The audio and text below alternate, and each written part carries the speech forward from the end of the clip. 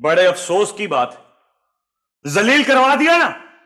1000 दफा समझाया कि वर्दी के ऊपर निहारी रोटी रखकर मत खाया करो, सारी वर्दी गुले गुलजार नजर आती है। इतना बड़ा डॉक्टर जब बाहर से आया तो क्या देखता है कि दस्तरखान के दस्तरखान चले आ रहे हैं लुढ़कते हुए।